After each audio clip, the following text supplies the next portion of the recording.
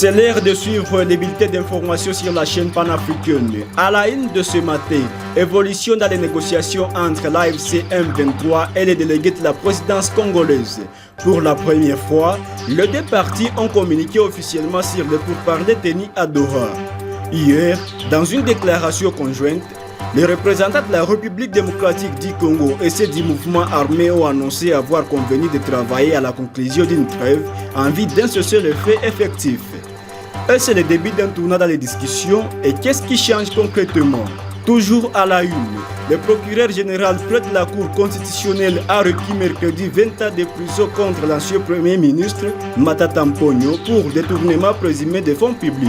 Mponyo, qui est également un opposant politique, est accusé d'avoir détourné près de 200 millions de dollars destinés au projet du parc agroalimentaire de Bukangalonzo lorsqu'il était chef du gouvernement entre 2012 et 2016. L'audience tenue ce mercredi a été marquée par les réquisitions du procureur.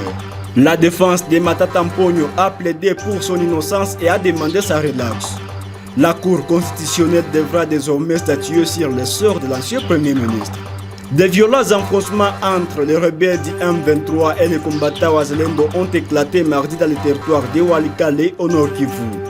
Les villages de Mikumbi, Miba et Kacheberi ont été vidés de leurs habitats suite à des détonations d'armes lourdes et légères.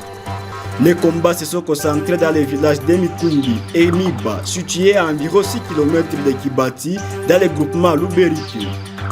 Des sources de la société civile locale rapportent que la situation est tendue et que les populations fuient leur foyer pour se mettre à l'abri. Le président français Emmanuel Macron a appelé mercredi au respect de l'intégrité territoriale et de la souveraineté de la République démocratique du Congo lors de sa visite à Madagascar. S'exprimant sur les conflits en cours dans l'est du pays, Macron a souligné la nécessité de traiter les tensions ethniques politiquement. L'intégrité territoriale et la souveraineté des Congolais doivent être respectées, a déclaré le président français, ajoutant que les tensions ethniques doivent être traitées politiquement. Et c'est par ici que nous mettons fin à ces bulletins d'informations sur la chaîne panafricaine. Merci de l'avoir suivi. Le détail de ces informations sera retrouvé dans la grande édition des 13h. N'hésitez pas à vous abonner si vous ne l'avez pas encore fait pour ne rien manquer de nos prochaines publications.